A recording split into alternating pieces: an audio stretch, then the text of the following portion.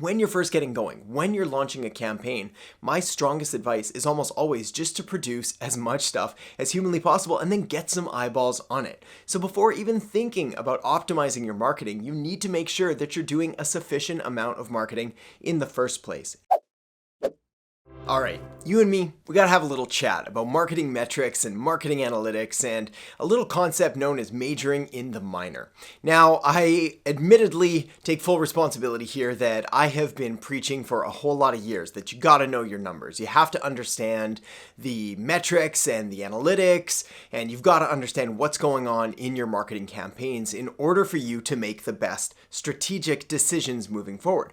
After all, if you're just guessing, or even worse than guessing, what a lot of people are doing is they're just doing random acts of marketing. So they hear that maybe Twitter is going to be the solution for them and it's going to help them generate leads or sales. So they go to Twitter, or they hear about YouTube and how amazing YouTube is, and all you've got to do is just hop in front of a camera and share your message. So they go all in on YouTube or Instagram or Facebook or TikTok or LinkedIn or whatever, when in reality, you've got to do a little bit of strategic planning ahead of time.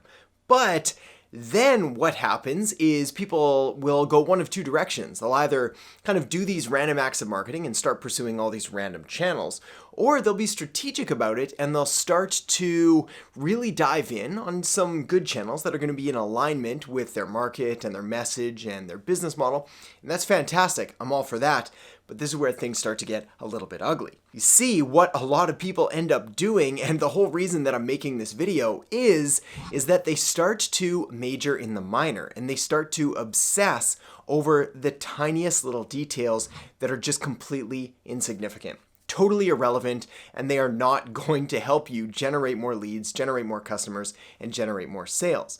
But they're a really easy, excuse or scapegoat or peg to hang all of your excuses on about why things aren't working or why marketing isn't working or why this strategy or that strategy, because what it does is it forces you to get really micro when really it's the macro stuff that matters. So let me explain that here in just a second. You see, at any given time when you're doing marketing, when you're designing a strategic marketing campaign, there's a ton of things you can look at, right? Like you've got your targeting, you've got your content, you've got the frequency with which you post, you've got all of the metrics, including CPC, like cost per click, or CPM, cost per mil, or basically how much it's costing you to show people. You're looking at CTRs and click-through rates. You're looking at conversion rates. You're looking at cost per acquisition, cost per lead, return on ad spend, return on investment. I mean, you've just got about a million different metrics that you could possibly look at.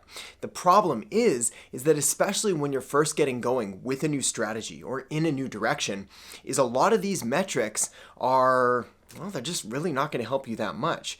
You see, at the end of the day, the only real metrics that you have to focus on is that ROI, or return on investment. You can also take a look at ROAS or ROAS, or return on ad spend, to basically find out how much you're making in regards to ad spend. But really what we want to know here is if you put in $1, are you getting more than $1 back out? Because if so, you're ROI positive, you want to do more of that. If you're putting in $1 and you're getting like 50 cents out, you're ROI negative, you want to do less of that, or at least correct it. Those are the big numbers. Those are the metrics that you absolutely have to be aware of. There's a couple more that I'm going to talk about in just a second, but first, let's talk about all the ones that just really aren't that important. Things like CPM or cost per mil, things like your total reach or your like to share percentage or the number of comments, or all of these vanity metrics that basically make you feel good but really don't do anything for your bottom line or for your business.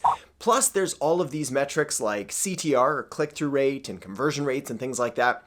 These are what I call diagnostic metrics. We're going to get a little bit nerdy here, but the reality is that we want to take a look at these metrics. We do want to know these numbers, but we have to look at them in the context of an overall marketing strategy. After all, we can't base the judgment or determine if one campaign is a success and another is a complete failure based on CTR alone, or CPC, or CPL, or any of those. That doesn't justify your marketing decisions. It doesn't prove whether a campaign is good or bad. Just because you're getting, say, 50-cent leads or $1 leads doesn't really mean much if nobody's buying your stuff or they're not even the right people for your business, which is why we always come back to that ROI or return on investment. That's the metrics that you want to take a look at. All of these other ones, all of these diagnostic metrics, they're there to help guide you in the right direction.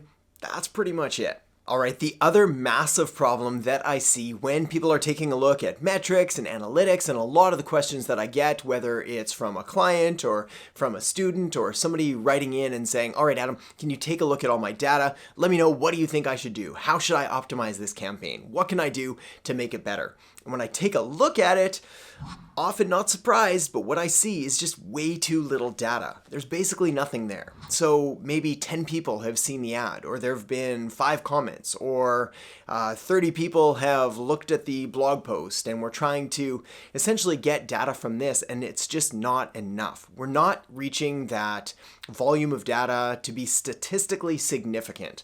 Essentially what happens is, if we're going to be taking a look at a marketing campaign, we're going to be making a judgment on whether or not this was effective or not, we need to run enough people through it in order to determine if this is good or if it's not. And we can't do that if only, say, 10 people look at an ad and 1 person signs up. Well, that looks like a 10% sign up rate, right? Which is, who knows if that's good or bad, depends on the context of the campaign. But the reality is this is not the number that's going to work at scale. So if 1 in 10 sign up out of 10, well, it doesn't mean that 10 people out of 100 are going to sign up, or 100 people out of 1,000, or 1,000 out of whatever. Like, you get the point here, is that these are not going to be scalable numbers that we can base our marketing decisions on. So we need a whole lot more data, which is why when you're first getting going, when you're launching a campaign, my strongest advice is almost always just to produce as much stuff as humanly possible and then get some eyeballs on it. So before even thinking about optimizing your marketing, you need to make sure that you're doing a sufficient amount of marketing in the first place. And for the reality is most people just aren't. Most people aren't creating enough content. They're not testing enough new strategies. They're not running enough ads. So how are you going to be able to optimize? Reality is you're just not. Probably the most perfect example of all of this is when I take a look at a Facebook ads account. And nothing makes me cringe more than when I do an audit on a Facebook ad account and I see that there's 1 campaign with 1 ad set with 1 ad. That single ad is just running 1 text variation, 1 image. That's it. And maybe they've spent 10 or 20 or 50 or even 100, even $1,000. But the reality is I don't know if that's good or bad because I have nothing to compare it to. And because every market, every industry, every business model, every offer is going to be different, the best way to improve is to test a ton of different stuff and see what comes out on top. So, what's the takeaway point here? Well, there's a couple of them. Number 1, don't major in the minor. Don't take a look at all of the diagnostic metrics. Don't get bogged down in the weeds and in all of the sort of the data and the numbers when a lot of it just doesn't matter. Things like likes and comments and shares, maybe even click-through rate to a lesser extent, maybe even cost per lead or cost per acquisition. I mean, really, when you lay out your entire marketing funnel, you lay out the entire customer journey and what you're doing and what the results are and what you're expecting, a lot of these are diagnostic metrics, meaning they can guide you in the right direction, but they shouldn't be used to dictate and to judge your entire campaign.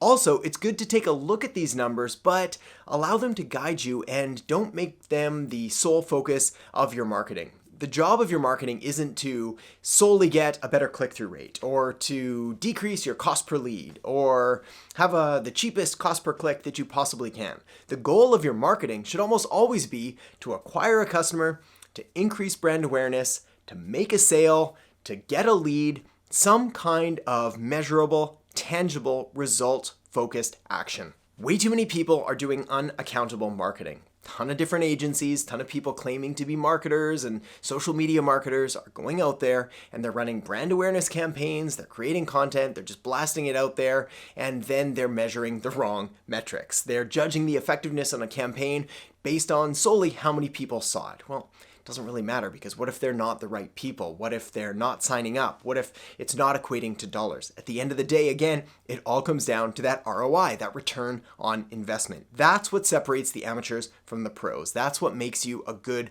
marketer. That's what makes you as a business owner or an entrepreneur effective in your marketing. It's running campaigns that make you money. Okay, one final point here, one final metric that I want you to be aware of, couple more numbers that are important to know, especially now that I've just totally trashed all of these other metrics. Well, here's a couple that you do need to be aware of, especially if you want to create truly scalable and truly profitable campaigns. The first one is CAC, it's customer acquisition cost. This is how much it's costing you to acquire a customer, and again, it's going to vary wildly across different platforms. So, for example, if you're running Facebook ads and you've got a very simple funnel that takes someone through a lead magnet, maybe they watch a webinar, maybe they get on a sales call, maybe you close 1 out of 2 or 1 out of 4 from the sales call, and you're able to acquire a customer for, let's say, $500. So that's great. That's your CAC cost of, or customer acquisition cost, $500. Now let's run that exact same funnel, but we'll use Instagram ads or possibly YouTube ads or even YouTube organic content. We'll run them through there, and your CAC could turn out to be $600 or $300. The numbers here are relevant. What is important is knowing that every different channel, every different marketing strategy you use is going to deliver a different cost to acquire a customer. So that's metric one that you need to be aware of. The second one is CLV. This is customer lifetime value. This is the value, probably unsurprisingly, of a customer to your business over their entire lifetime. Basically, how much is a customer worth to your business? So if you're selling something for like $5 and they buy it and they never buy from you again, terrible business model, but then the answer is going to be $5. On the other hand, if you've got a retainer type business or a membership or a subscription or a product suite with all sorts of different offers and products and services, well, then your lifetime customer value, your customer lifetime value could be $1,000, $10,000, could even be $100,000, maybe even $1 million, depending on what types of products or services you sell. The key here is the ratio between the cost that it's going to take you to acquire a customer and the value of that customer over their lifetime. Essentially, what you need to ensure is that your marketing is enabling you to acquire a customer for less money than they're going to earn you over the life of the business. I know this sounds just absolutely painfully obvious here, but you'd be amazed at how few business owners, how few entrepreneurs understand the cost to acquire a customer across different channels, as well as the metric of what is the customer lifetime value to your business. So make sure that you understand those numbers, make sure that you apply that ratio to all of your marketing, because that's going to determine a nice positive ROI. That's going to determine whether you're going to be able to profitably and sustainably run your marketing campaigns moving forward. Again, what you notice that I'm not talking about here is what's the cost per click, what's the click-through rate, what's the conversion rate on your landing page, how many likes are you getting, how many shares, what are the comments, things like that. Those are all relatively unimportant metrics, especially in contrast to the cost to acquire a customer, the lifetime value, and that positive return on investment. All right, I appreciate that was a whole lot of information relatively quickly. So the very next thing you're gonna wanna do is check out the video I have linked up right here on Introduction to Marketing, which is gonna give you some great strategies and some great tips to build on. All right, so check that out now, and I'll see you in the next episode. As I fell in love with marketing years ago when I first got interested in figuring out why people buy and act the way they do, and later how to influence and